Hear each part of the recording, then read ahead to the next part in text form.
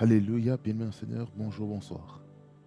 Soyez les bienvenus ici sur le plateau de RFTV, le réseau de la gloire de Dieu. Parce que le Seigneur a quelque chose de merveilleux à nous dire en ce moment. Et je crois du fond du cœur que le Seigneur va nous faire beaucoup du bien. Et pour ce faire, nous allons prier pour que le Seigneur puisse diriger ce moment. Nous prions. Dieu de grâce et de miséricorde, je te remercie, je te loue, Seigneur, pour ta suprématie, ta majesté, la star des stars, le vainqueur de l'aton. Nul ne vient au Père que par toi. Toi, la lumière qui éclaire notre chemin et qui assure un avenir glorieux. En ce moment, je te remets cet entre tes mains. Parle-nous que ta parole nous amène à la croissance spirituelle. Au nom de Jésus. Louange à toi, Seigneur. Au nom de Jésus. Amen. Bien-aimé Seigneur, j'aimerais vous parler aujourd'hui d'une thématique vraiment très importante qui s'intitule le contrôle de sa bouche. Le contrôle de sa bouche. Afin de vivre ce que le Seigneur a à nous dire en ce moment. Et pour ce faire, nous allons lire Jacques, chapitre 3,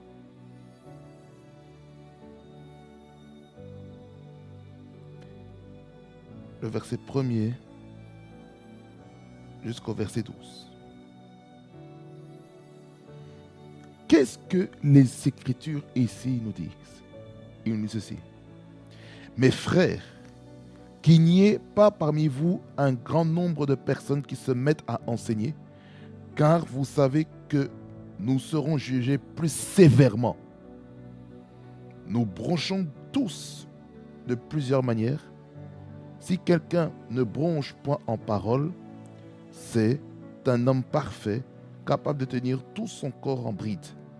Si nous mettons le mors dans la bouche des chevaux pour qu'ils nous obéissent, nous dirigeons ainsi leur corps tout entier. Voici même les navires qui sont si grands et que poussent des vents impétueux sont dirigés par un très petit gouvernail au gré du pilote. De même, la langue est un petit membre et elle se vante de grandes choses. Voici comme un petit feu peut embraser une grande forêt. La langue aussi est un feu, c'est le monde de l'iniquité. La langue est placée parmi nos membres, souillant tout le corps et enflammant le cours de la vie, étant elle-même enflammée par la géhenne. Toutes les espèces de bêtes, d'oiseaux et de reptiles et d'animaux marins sont domptés et ont été domptés par l'homme. Mais la langue, aucun homme ne peut la dompter. C'est un mal qu'on ne peut réprimer. Elle est pleine d'un venin mortel. Par elle, nous bénissons le Seigneur notre Père. Par elle, nous maudissons les hommes faits à l'image de Dieu. De la même bouche sortent la bénédiction et la malédiction. Il ne faut pas, mes frères, qu'il en soit ainsi. La source fait-elle jaillir par la même ouverture d'eau, même ouverture l'eau douce et l'eau amère? Un figuier, mes frères, peut-il produire des olives?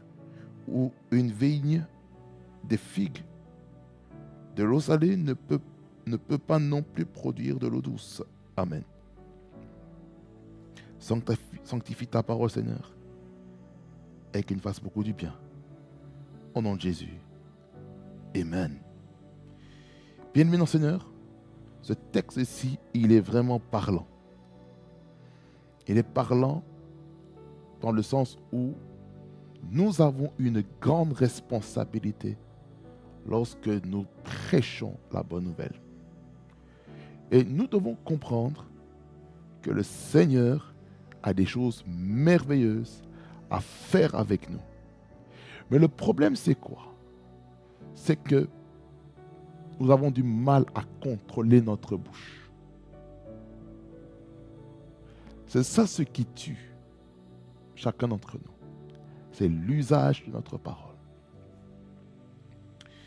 On va aller pas à pas afin de comprendre ce que Dieu a à nous dire. Et ce que Dieu a à nous dire maintenant, par rapport à l'usage de la parole, c'est que le Seigneur veut qu'on fasse attention à la multiplicité des enseignants, des prédicateurs de la bonne nouvelle. Pourquoi? Parce qu'il y a un jugement plus sévère pour les prédicateurs, pour les enseignants de la parole de Dieu. C'est ça qu'il est marqué ici au verset 1er. Mes frères, qu'il n'y ait pas parmi vous un grand nombre de personnes qui se mettent à enseigner. Car vous savez que nous serons jugés plus sévèrement. Pourquoi ceux qui enseignent la parole seront jugés plus sévèrement? Parce que ceux qui prêchent ou ceux qui enseignent ont une grande responsabilité des âmes entre leurs mains. Donc les enseignants de la Bible, les prédicateurs, pendant qu'ils sont en train de prêcher, pendant qu'ils sont en train d'enseigner, pendant qu'ils sont en train de faire des disciples, pendant qu'il y a pendant que certaines personnes deviennent des mentors, il y a une responsabilité envers ces personnes. Est-ce que quelqu'un dit Amen? Donc, il y a une grande responsabilité, je vous dis. Il y a une grande responsabilité sur l'Église. Et le Seigneur veut que les enseignants soient bien assis, connaissent bien leur sujet, puissent maîtriser ce que Dieu a à nous dire. Voyez-vous, si l'Église ne comprend pas ça, comment l'Église va aller de l'avant? C'est carrément impossible. Raison pour laquelle nous avons besoin, nous en tant qu'enfants de Dieu, d'avoir des enseignants qui connaissent très bien les Écritures, afin de ne pas tordre le sens des Écritures. Parce qu'aujourd'hui, la problématique qu'il y a, beaucoup sont en train de tordre le sens des Écritures. Et pour cela, il va y avoir de sérieux problèmes. Écoutez, Dieu ne veut pas qu'on soit des enfants de Dieu qui prêchons la parole de Dieu en déformant ce que Dieu veut dire pour essayer de satisfaire ses besoins personnels. Il arrive parfois, lorsqu'on prêche la parole de Dieu, certaines personnes, je ne vais pas dire tout le monde, certaines personnes prennent des passages bibliques pour justifier leurs méfaits, leur mauvaise conduite. Par exemple, un passage que nous connaissons très bien. Ne touchez pas à mes oins et ne faites pas du mal à mes prophètes. On a souvent dit, voilà, que celui qui fait du mal étant une personnalité publique, et on n'a pas le droit de le toucher, on n'a pas le droit de le réprimander, on n'a pas le droit de le corriger. Vous voyez le problème? Il faut que chaque enfant de Dieu soit corrigible, soit corrigeable. Il faut qu'il y ait une corrigibilité dans le corps de Christ. Aujourd'hui, l'Église n'accepte pas la correction. Que ce soit parmi les membres ou les serviteurs de Dieu. C'est-à-dire par là quoi? Il n'y a aucun système de redevabilité. En anglais, on appelle ça accountability system. Lorsqu'il manque le système de redevabilité par rapport à la manière qu'on sert le Seigneur, là, il y a un problème. Le Seigneur veut que l'Église se réveille afin qu'on soit redevable, afin qu'on soit corrigible les uns envers les autres. C'est comme ça qu'on s'édifie, bien-aimé Seigneur. C'est accepter la correction, c'est accepter les conseils, c'est accepter la réprimande de la part d'un leader principal, un père spirituel, les leaders que le père a placés au-dessus de toi pour proclamer des choses sur toi, pour te corriger, pour te coacher, pour te donner la forme qu'il faut pour faire l'œuvre de Dieu. Est-ce que quelqu'un comprend ce qu'a dit ici? C'est très important ce que je dis, parce qu'il y a un problème dans l'Église aujourd'hui, parce que l'Église ne veut plus être corrigée. Regardez, dans Apocalypse, chapitre 2 et chapitre 3, lorsqu'on parle un petit peu de cette église de l'Asie mineure, Jésus-Christ avait toujours des réprimandes par rapport à certaines églises, à part une dans laquelle il fallait que cette église reste déterminée malgré l'opposition, malgré le fait qu'on veut que la persécution est en train de venir, parce que le Seigneur veut que l'église s'affermisse. Quelqu'un dit Amen. Dieu veut que l'église fasse quoi? S'affermisse. Et quand l'église comprend qu'il doit être affermi, il doit comprendre que le fait d'être affermi par les frères et sœurs nous permet d'aller plus haut. C'est pourquoi, lorsque nous enseignons la parole, nous avons besoin d'être redevables. Regardez. Étant prédicateur de la bonne nouvelle, nous avons la responsabilité de prendre soin de vos âmes, de vous écarter des mauvaises voies. Et cela demande vraiment un sacrifice, ça demande un prix à payer. C'est très important. On ne peut pas être enfant de Dieu naturellement, vaille comme ça.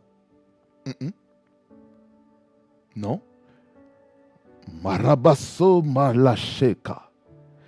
Tant que l'Église ne comprendra pas la valeur de la redevabilité due à l'enseignement, prêché, enseigné, c'est très dangereux.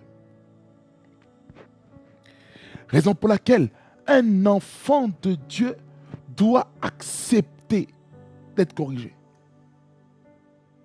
Et ça, j'en parlerai encore plus en profondeur sur le thème du mois de juin, sur le discipolat et ses réalités. Parce que il y a un fardeau qui est en train de bouillonner dans mon cœur depuis vraiment un bon bout de temps, que je dois relâcher. Parce que l'Église doit être mature. Et si l'Église n'est pas mature, là, il y a un problème. C'est pour ça que j'ai un fardeau dans mon cœur. Ça brûle. Ça brûle. Je dois libérer ça. Je dois le libérer. Je n'ai pas d'autre choix. C'est pour ça que la Bible, il dit ici, le verset 1er, mes frères, qu'il n'y ait pas parmi vous un grand nombre de personnes qui se mettent à enseigner. Maintenant, écoutez. Admettons qu'il y a une église de 300 personnes et que 300 personnes se mettent à prêcher ou enseigner. Ben, ça devient désordonné. Il y a un pourcentage de personnes qui sont aptes à prêcher et à enseigner. Parce que le père spirituel doit voir dans le fils la capacité d'enseigner, la capacité de prêcher, la capacité de faire de toutes les nations des disciples en les baptisant au nom du Père, du Fils et du Saint-Esprit, et enseigner tout ce que Jésus-Christ a prescrit à enseigner aux disciples. Voyez-vous? Parce que là, on parlait plus dans Matthieu 28, verset 19 à 20, on parlait aux apôtres de l'église primitive. Parce que là, nous sommes en train d'approcher de l'église finitive. Et le fait que l'église ne doit pas avoir trop d'enseignants, c'est pour protéger plusieurs personnes des jugements sévères du Seigneur. Hommes comme femmes. Nous devons faire très attention. Écoutez-moi bien. Je vais vous dire les choses très clairement. Moi, je crois au ministère de la femme. Je crois qu'une femme peut prêcher. Je crois qu'une femme peut enseigner. Je crois que les hommes peuvent enseigner. Je crois que les hommes peuvent prêcher. Je crois que chaque sexe peut prêcher et peut enseigner. Et certaines personnes vont dire, oh non, il n'est pas permis à la femme de prêcher ou d'enseigner quoi que ce soit à l'église. Ma question est ceci. C'était pour quelle église qu'on disait ça? C'était pour quelle église? Est-ce que c'est pour nous, en notre temps actuel, ou c'est pour les gens de cette église locale en question, dans laquelle on avait dit qu'il n'est pas permis à la femme de prêcher? Pourquoi? Il faut comprendre le contexte culturel qu'il y avait dans cette église-là. Aujourd'hui, la femme peut prêcher. Je vous dis clairement, parce que dans la chambre haute, le Saint-Esprit est descendu, pas seulement sur les hommes, mais aussi sur les femmes. Donc, étant donné que la femme a reçu le Saint-Esprit, a reçu la puissance du Saint-Esprit pour aller prêcher la bonne nouvelle, eh bien, j'en déduis que la femme peut prêcher. Qui a ramené les Samaritains auprès de Jésus après que Jésus ait parlé des choses sensibles par le service prophétique qui a été fait sur la Samaritaine au puits de Jacob? Qui est-ce qui a amené? C'est la femme samaritaine qui a été l'évangéliste, qui a évangélisé toute la ville de la Samarie pour qu'ils puissent venir au puits de Jacob et être enseignés. Pourquoi? Parce que Jésus a impacté la vie de la Samaritaine et la Samaritaine est devenue maintenant évangéliste. Elle est partie prêcher dans la Samarie pour dire, venez voir celui qui a dit tout ce que je suis en train de vivre et comment je suis en train de me conduire par rapport à la situation, par rapport à son état civil. Par exemple, elle avait quoi? 5 maris, mais le 6e n'était pas son mari. Elle a rencontré le 7e homme, c'était Jésus. Voyez-vous? Voyez-vous? La femme peut prêcher, peut enseigner, peut faire des disciples. Oui.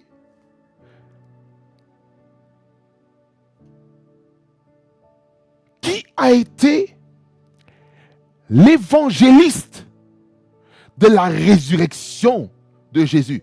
Marie de Magdala. Elle a été l'évangéliste. L'évangéliste. Elle a été l'évangéliste de la résurrection. L'évangéliste de la Pâque. Et l'Église ne comprend pas ça. Pourquoi? Parce qu'on est trop cartésien. Voyez non pourquoi il est important pour les enfants de Dieu d'être assis dans la parole. Et quand l'Église n'est pas assise dans la parole, eh bien, il y a des soucis. Parce que l'Église n'est pas assise. Dieu veut que l'Église soit assise dans sa parole. Et quand l'Église est assise sur sa parole, il y a des choses puissantes que le Seigneur va faire dans vos vies. Voilà pourquoi moi je crois au ministère de la femme.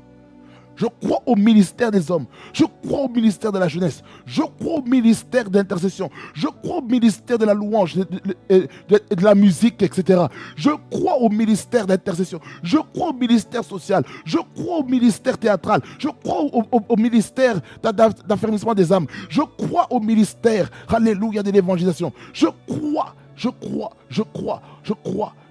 au ministère des médias. Je crois au ministère, alléluia, des ingénieurs son. Je crois à tous les ministères que Dieu a placés, les services d'ordre, les services d'accueil. Je crois en tout ça. Je crois que au Koramassa, je crois au ministère de la restauration.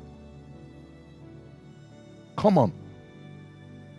Et maintenant, on veut bloquer les gens et mettre une certaine limite pour les empêcher de marcher selon leur destinée. Et moi, je crois que le Seigneur a la capacité de changer les choses. Ça, c'est le verset premier. Pourquoi je suis resté un peu trop longtemps sur ce verset? Parce que le fardeau,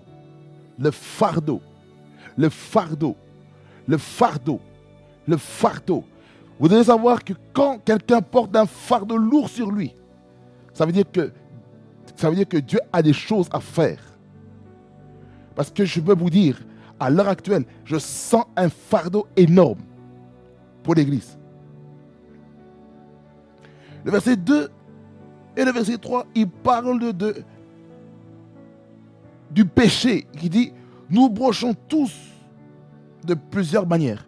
C'est par la quoi nous sommes faillibles, nous faisons des erreurs de différentes manières, que ce soit dans nos pensées, dans notre manière de parler, dans notre manière d'écouter, dans notre manière de voir, dans notre manière de travailler, dans tout ce qu'on doit faire. Nous brochons tous de plusieurs manières. Si quelqu'un ne bronche point en parole, c'est un homme parfait, capable de tenir tout son corps en bride. C'est celui qui n'a jamais fait des erreurs. Ben, il est parfait. Il est irréprochable. Nous sommes tous réprochables. On fait tous des erreurs, d'une façon comme d'une autre. Verset 3, si nous mettons le mort dans la bouche des chevaux pour qu'ils nous obéissent, nous dirigeons ainsi leur corps tout entier. Donc, bien aimé Seigneur, ça veut dire par là quoi? Ça, c'est pour faire avancer le cheval. Pour avancer, pour qu'il puisse freiner, arrêter, ça marche et tout. Le verset 4, parce que le verset 3 et 4, ce sont des exemples. Le verset 3, c'est par rapport aux chevaux. Le verset 4, c'est par rapport aux navires. Il dit, voici même les navires qui sont si grands et que poussent des vents impétueux, sont dirigés par un très petit gouvernail au gré du pilote. Donc ça veut dire par là quoi? C'est le gouvernail, c'est le volant qui dirige, qui donne la direction. Donc ce n'est pas le pilote qui décide. Ça veut dire que lorsqu'il y a un vent, le gouvernail prend une certaine direction par rapport à ce que le pilote avait prévu. Et le verset 5, il dit, de même la langue est un petit membre et elle se vante de grandes choses. Voyez comme un petit feu peut embraser une grande forêt. Donc ici, on voit vraiment que la langue qu'il y a dans nos bouches, elle est vraiment petite. La langue est un petit membre. Mais cette langue peut faire beaucoup de dégâts. Quelqu'un dit Amen. La langue fait beaucoup de dégâts. Parce que c'est très important. Parce que cette petite langue-là peut faire des dégâts irréversibles. Des dégâts irréversibles qui ne peuvent pas se réparer sur le coup. Le verset 6, il dit, la langue aussi est un feu. Vous voyez? C'est le monde de l'iniquité. La langue est placée parmi nos membres, souillant tout le corps et enflammant le cours de la vie. étant elle-même enflammée par la géhenne. Ça veut dire par là quoi? Tout ce qu'on sort de notre bouche peut avoir des répercussions sur notre corps. Si on prononce des bonnes paroles, pas dans notre bouche, ben notre corps sera en bonne santé. Mais si nous prononçons des mauvaises paroles, eh bien, il y aura des problèmes. Et ça, Dieu ne veut pas qu'il y ait des problèmes. Dieu veut que notre langue puisse être équilibrée. Il veut que notre langue soit faite pour la gloire de Dieu. Ça veut dire que nous devons faire très, très, très attention avec notre bouche. Très attention. Très attention.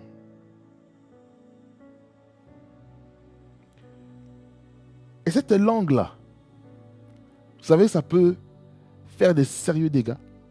Ça peut détruire toute une destinée. Notre langue, notre bouche. Et si nous ne comprenons pas ça, là, il y a un problème. L'encre de mon âme, tu n'échoues jamais. Lorsqu'on ne comprend pas ça, il y aura un problème. Et le verset 7, il dit que tous les animaux, en fait, sont sous le contrôle de l'homme. Mais au verset 8, on nous dit que aucun homme ne peut maîtriser la langue.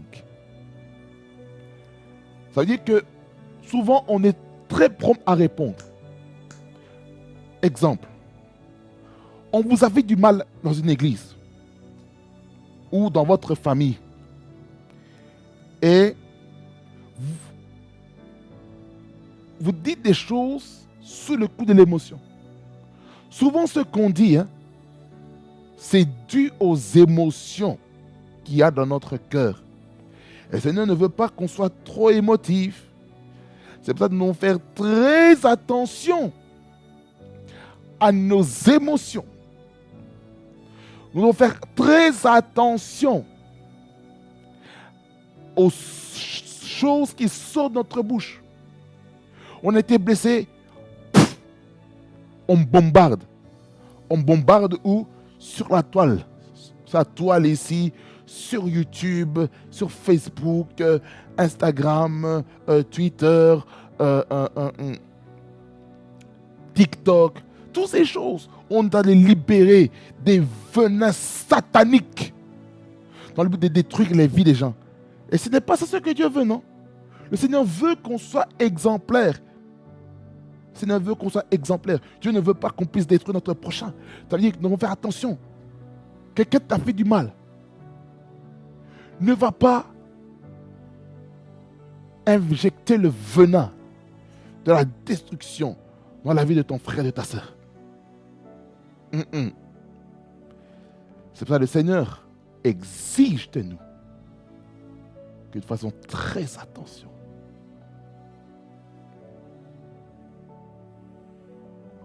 Parmi les serviteurs de Dieu aujourd'hui, il y a beaucoup de paroles émotives.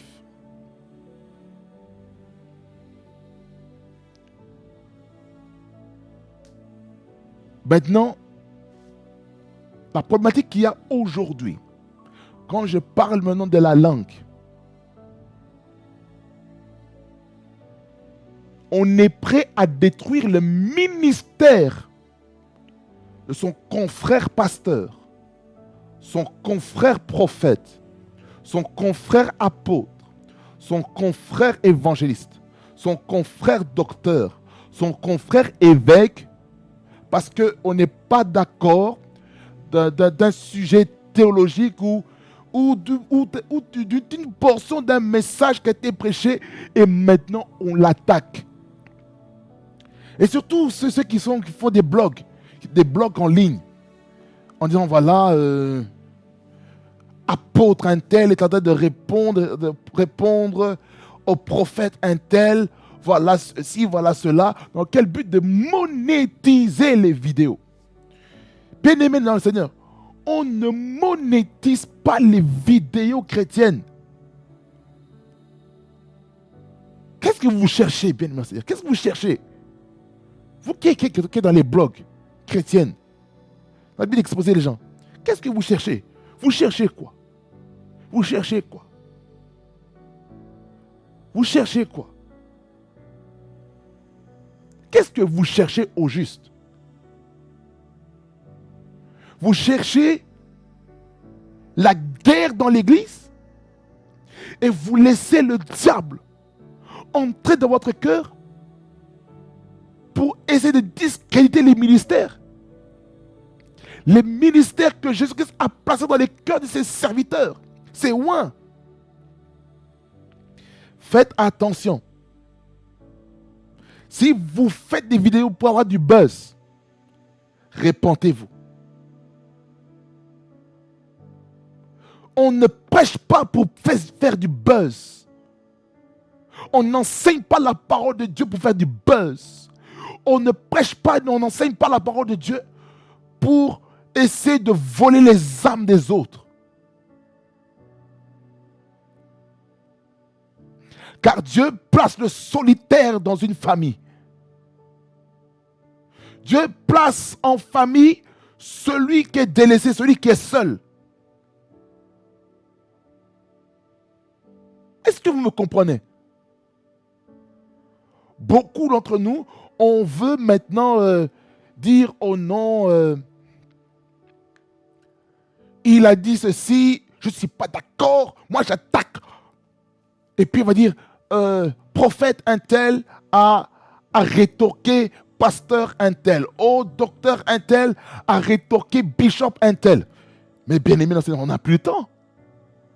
Vous voyez comment même entre les serviteurs de Dieu, on est distrait. On est distrait, bien aimé, on est trop distrait. Serviteurs de Dieu, s'il vous plaît, par les compassions de Christ, arrêtons d'être distraits. Tout ça, tous ces mascarades qu'il y a. Pasteur a critiqué un tel, prophète a critiqué un tel, apôtre a critiqué un tel, évangile a critiqué un tel, docteur a critiqué un tel, bishop a critiqué un tel, archbishop a critiqué un tel. On n'a plus le temps pour ça. Au lieu que entre serviteurs de Dieu, qu'on marche en complémentarité, au lieu que entre serviteurs de Dieu, qu'on puisse marcher ensemble pour déloger les puissants des ténèbres et vous laisser le plan de l'ennemi en train de créer des frictions, des divisions entre les serviteurs de Dieu. Non! Non! C'est triste à dire. Le diable est en train de réussir son coup. Église, réveillez-vous, non? Il faut qu'on se réveille. L'église est endormie. On prie. On chikabab. On rokobab. On prophétise. On fait des prédictions. Mais les vies, les caractères de ces personnes ne changent pas malgré la prophétie, malgré les orientations que Dieu donne à ses serviteurs pour le peuple de Dieu. Il y a des murmures dans les cœurs, dans les églises. Aujourd'hui, il y a trop de murmures, trop de murmures. Dans l'Ancien Testament, on voit comment Corée, Dathan et Abiram ont murmuré, se sont rebellés ouvertement face à Moïse en disant, est-ce que c'est seulement par Moïse que Dieu parle? Pareil avec dans la famille de Moïse, avec Marie et Aaron. Marie, la traduction, il dit Myriam ou Mariam. Parce que Marie, là, qu'on parle dans l'Ancien Testament, c'était une adoratrice. Elle joue, elle était la responsable du département de musique. Et à cause de la rébellion, à cause du fait que Myriam ou Mariam ou Marie et Aaron ont touché Moïse par les paroles, la colère de Dieu est tombée sur Myriam par la lèpre. Une lèpre dans laquelle elle devait entrer en quarantaine pendant 7 jours. Et puis après, elle serait été libérée. C'est à cause d'elle que le programme de Dieu a été suspendu. Savez-vous que le murmure dans l'église est en train de freiner le progrès de l'église? Est-ce que vous savez ça? Le murmure dans le cœur qui se manifeste par la parole.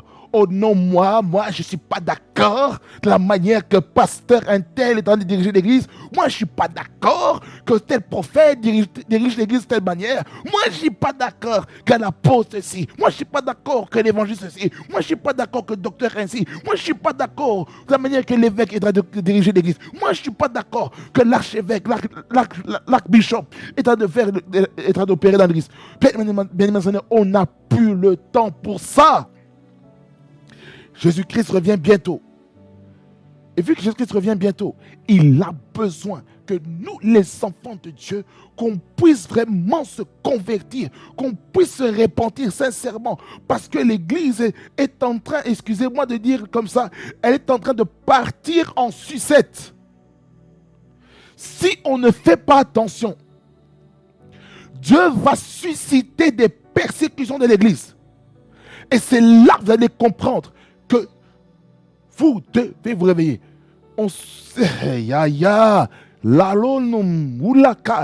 Lorsque l'Église comprend ça, lorsque l'Église comprend qu'elle doit marcher en synergie, en unité, en interdépendance, interdénominationnelle ensemble pour accomplir une tâche bien spécifique, vous allez voir comment le progrès va être flagrant dans les églises. Vous allez voir comment les églises vont grandir. Pas seulement numériquement, mais l'église va grandir aussi spirituellement. L'église va grandir aussi en maturité. Tous ces murmures-là, et ça démontre le degré de la maturité spirituelle que vous êtes.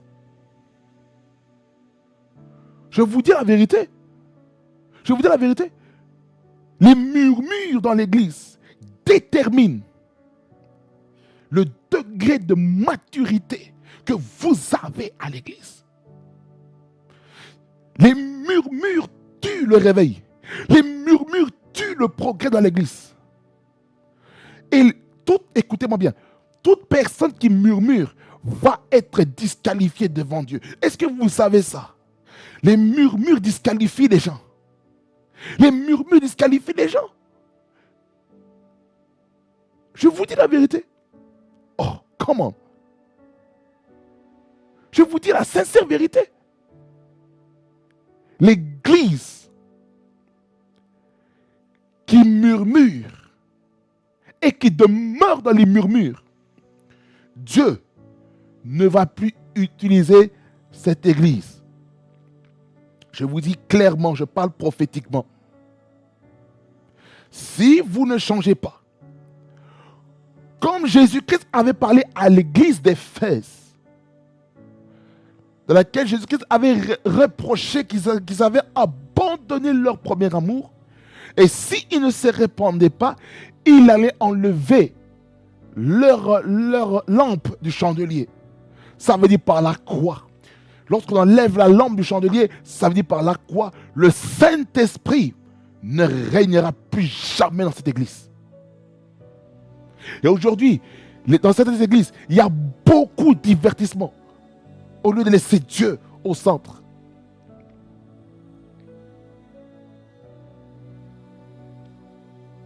Je vous dis la vérité. L'église doit changer. L'église doit changer.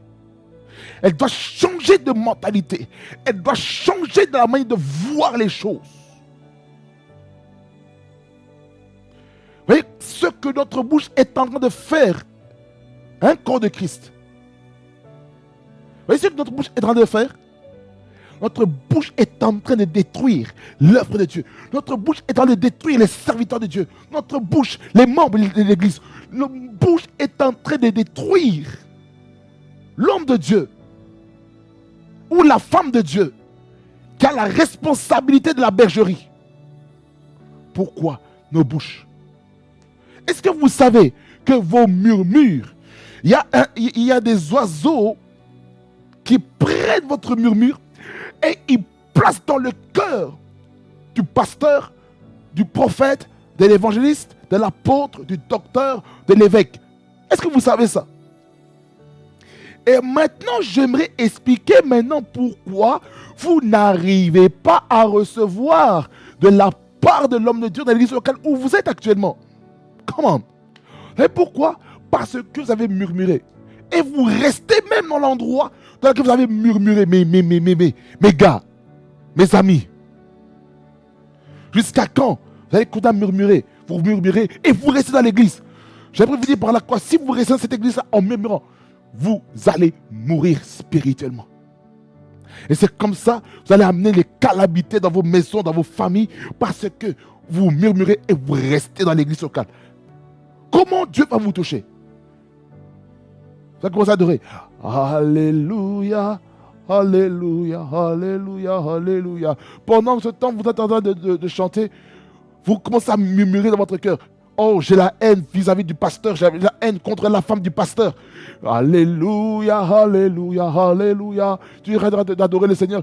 Et tu as la haine vis-à-vis d'un responsable du ministère. Alléluia, alléluia. Et alléluia, alléluia. En sachant que tu as l'amertume vis-à-vis de ton frère, de ta soeur dans l'église. Jésus est roi, Jésus est roi. Jésus est roi, Jésus est roi. Pendant que tu dis que Jésus-Christ est roi, mais toi dans ton cœur, tu refuses de pardonner à ton frère. Ou dans des groupes WhatsApp, toi qui causes des problèmes, il y a un message chrétien qui est libéré et tu dis Amen, mais le problème c'est quoi? Tu as de l'amertume. C'est grave. Frères et sœurs, c'est grave. C'est très grave. C'est grave. C'est grave. Tant que l'Église ne comprend pas ça, l'Église n'ira jamais loin. Je peux vous le garantir. Je peux vous garantir ça. L'Église n'ira jamais loin. Tant qu'on va rester dans les frustrations, tant qu'on va rester dans les choses de l'enfantillage. Écoutez, la Bible dit ceci. Quand j'étais un enfant, là on parle maintenant de la maturité spirituelle dans l'Église. Je parlais comme un enfant. Je pensais comme un enfant. J'agissais comme un enfant. Je marchais comme un enfant. Je réfléchissais comme un enfant. Je raisonnais comme un enfant. Mais quand maintenant je suis arrivé à l'état, à l'état mature, à l'état de fils, j'ai fait enlever de tout ce qui est maintenant de l'enfantillage. J'ai enlevé maintenant les gamineries, l'enfantillage, la lâcheté enfantine, en disant c'est pas moi, c'est lui. Non, mais bien aimé, arrêtons, quittons l'enfance. Beaucoup d'entre vous, vous êtes censés être des maîtres. Mais vous restez, vous demeurez comme des bébés cadom. Des bébés cadom. On doit vous donner encore du lait pour grandir. Et pourtant, vous êtes censés manger la viande. Vous êtes censés manger la viande. Mais vous ne mangez pas la viande. Vous restez au lait, au lait, au lait. Jusqu'à quand? Certains d'entre vous, vous êtes à l'église pendant plus de 5, vous êtes à l'église depuis plus de 10 ans. Mais vous demeurez dans le lait spirituel. Mais il y a un problème. Vous êtes en carence de protéines. Vous êtes en carence de lipides. Vous êtes en carence des vitamines. Vous êtes en carence des valeurs nutritives importantes par rapport à votre âge. Ça veut dire qu'à chaque âge, il y a un régime alimentaire à avoir. Ainsi en est-il dans l'Église. Église, grandissons.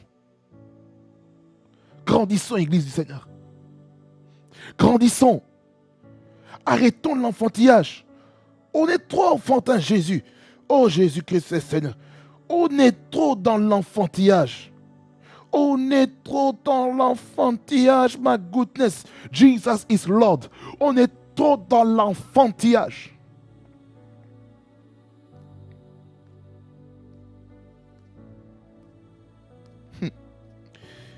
C'est ça que le verset 8, il dit, mais la langue, aucun homme ne peut la dompter. Aucun homme ne peut la dompter. C'est un mal qu'on ne peut réprimer. C'est-à-dire que c'est un mal qu'on ne peut corriger. Elle est pleine d'un venin mortel. Le venin mortel de la division, le venin mortel de la trahison, le venin mortel diabolique, satanique et maléfique.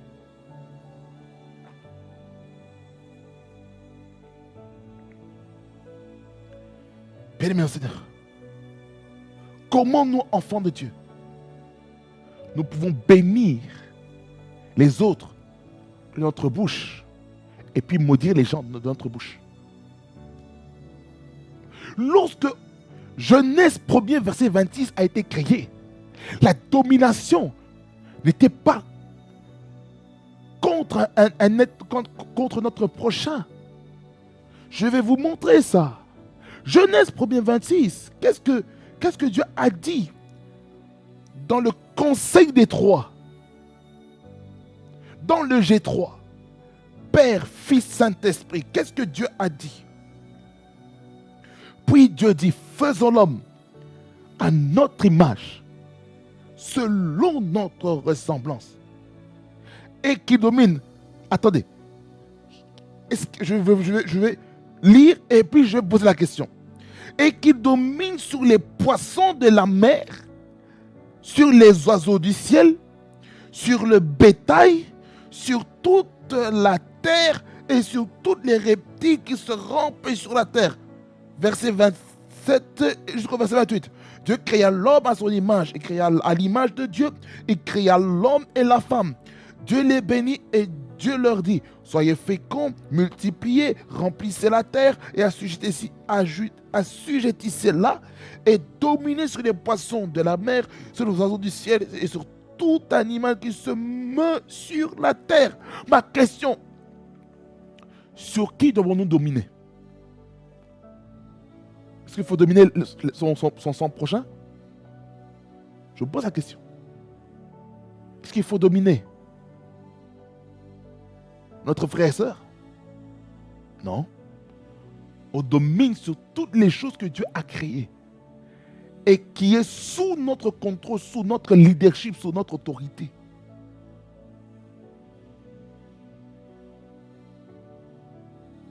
Vous voyez? Et c'est comme ça qu'on essaie d'amener des choses bizarres.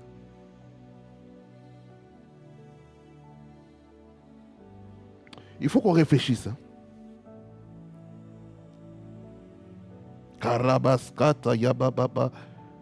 Je reviens dans Jacques 3.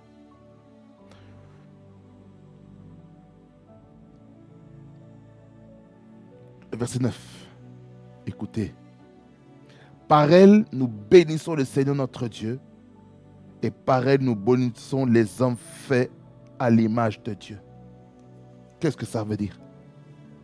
Quand on dit ça, ça veut dire gloire à Dieu, alléluia, Satan est terrassé, la parole de Dieu est mon bouclier, Jésus est celui qui me libère. On a adoré le Seigneur, on a loué le Seigneur. Maintenant quelqu'un te fait du mal. Tu es maudit. Tu n'enfanteras plus jamais dans ta vie. Tu ne verras jamais le bonheur dans ta vie. Tu ne verras jamais le bonheur dans ta maison. Dans ton travail, tu vas échouer. Tu seras viré. Pourquoi? Le cœur n'est pas bon.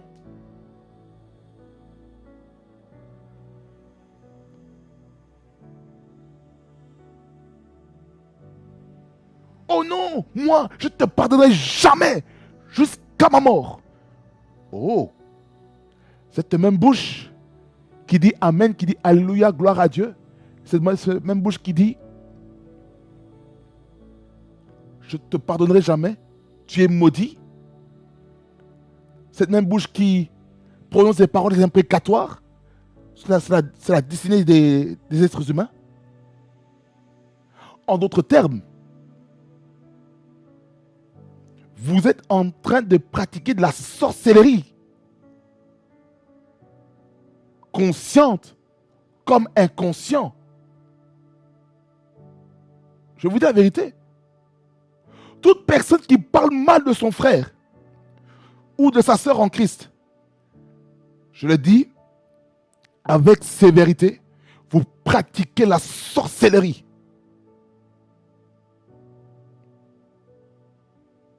Un sorcier prononce des mauvaises paroles, des paroles d'envoûtement, des paroles imprécatoires, des paroles de destruction, des paroles de malédiction dans le but d'amener la mort.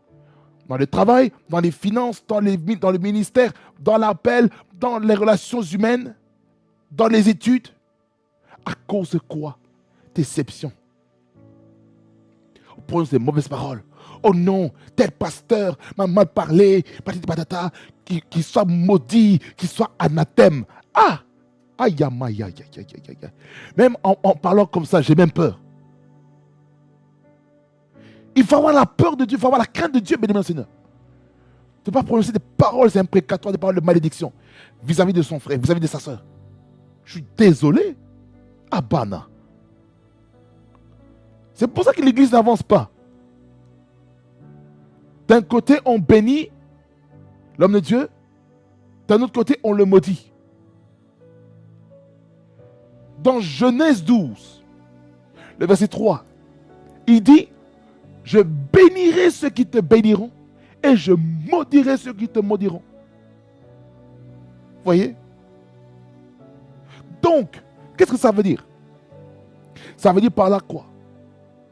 Si toi, mon bien-aimé, mon ami, tu es en train de mal parler, tu vas de maudire ton frère, tu vas de maudire ta soeur, tu vas de maudire un serviteur ou une servante de Dieu, ou celui qui a la cruche d'eau, celui qui a l'onction sur sa vie. En fait, tu es en train de te maudire toi-même. Tu maudis les gens qui sont sous l'alliance de Dieu et qui ont demandé pardon pour leurs péchés. Tu prononces de mauvaises paroles. J'aimerais te dire ceci, qu'il y a un jugement qui vient sur toi, il y a de la malédiction qui vient sur toi. C'est pour ça que tu vis des moments difficiles. C'est pourquoi que tes enfants sont en train de vivre des calamités à cause de toi.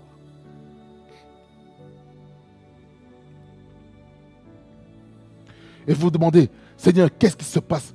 Pourquoi je vois tant de malheurs dans ma vie? Pourquoi je vois tant de malheurs dans mon ministère, dans le ministère que Jésus m'a donné? Pourquoi il y a tant de souffrance dans le travail? Pourquoi je suis en train de rétrograder financièrement? Qu'est-ce qui se passe? Tu as parlé mal d'un serviteur de Dieu. Tu as des mauvaises pensées vis-à-vis d'un serviteur de Dieu. Et là, Dieu n'est pas content. Et toi, pour contrecarrer ça, tu dois demander pardon. Non seulement à Dieu, mais aussi demander pardon aussi au serviteur de Dieu que tu as offensé. Même s'il ne veut pas, peut-être pas te recevoir dans le bureau, mais tu as demandé pardon, que ce soit en public, ou dans le secret, ou en public, ou au travers de la toile. Tu demandes pardon, même s'il ne veut pas écouter le pardon, c'est pas grave. Tu as demandé pardon, même s'il ne te pardonne pas de tout son cœur. Mais l'essentiel, tu t'es libéré. Toi, tu t'es libéré, tu l'as libéré. Tôt ou tard, Dieu va toucher son cœur pour te libérer aussi. Ça fait mal, n'est-ce pas? De demander pardon lorsque quelqu'un vous a fait du mal. Le pardon est une puissance qui libère, n'est-ce pas? Bien-aimés du Seigneur, vous ne pouvez pas bénir avec votre bouche et maudire avec la même bouche. C'est impossible. Le verset 10. De la même bouche sortent la bénédiction et la malédiction. Ah! Et pourtant notre bouche est conçue pour proclamer des paroles de bénédiction et non de malédiction. Notre bouche est conçue pour proclamer des paroles de bénédiction et non de malédiction. Il ne faut pas, mes frères, qu'il en soit ainsi. C'est par là quoi? La bouche doit bénir plutôt que maudire. C'est par là quoi? On vous offense. On vous a mal parlé de vous. Soyez comme Jésus-Christ, non? Lorsqu'il a été crucifié à la croix de Golgotha, qu'est-ce qu'il a dit? Père, pardonne-leur car ils ne savent pas ce qu'ils font. Dans la prière de notre Père, dans Matthieu 6, qu'est-ce qu'il nous dit? je vais prendre la partie en question de la prière de notre Père, qui est le modèle de prière dans laquelle nous devons prier. Parce que la prière de notre Père, c'est un modèle, c'est un template. Et chacun doit comprendre qu'est-ce qui est écrit dans la prière de notre Père.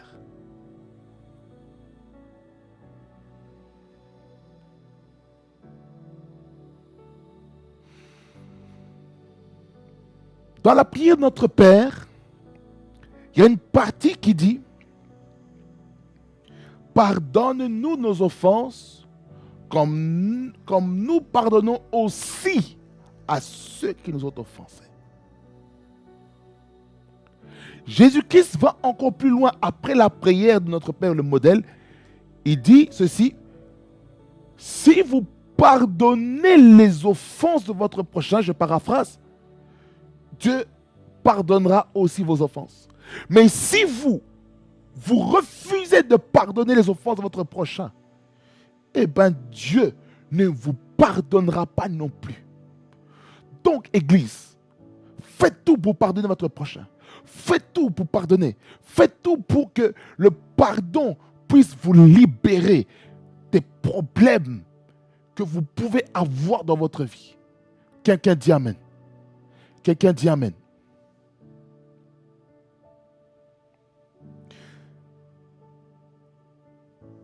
Ne sommes-nous pas censés libérer les fleuves d'eau vive de nos seins?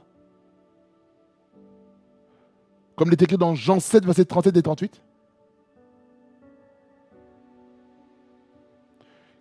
La Bible dit, celui qui a soif, qui vienne à moi et qui boive. Celui qui croit en moi, des fleuves d'eau vive couleront de son sein. Et pour que les fleuves d'eau vive coulent de notre sein, nous devons croire en Jésus-Christ. Quelqu'un dit Amen. On doit croire en Jésus-Christ. C'est la seule solution que nous avons. Amen. Que le Seigneur vraiment nous aide à ne pas vivre notre vie chrétienne n'importe comment.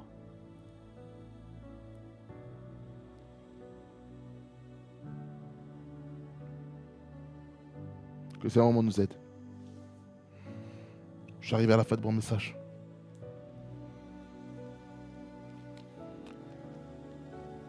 La conclusion, elle est celle-ci. Faisons attention à notre bouche. Bénissons notre prochain plutôt que maudire. De peur de s'attirer sur soi-même la malédiction.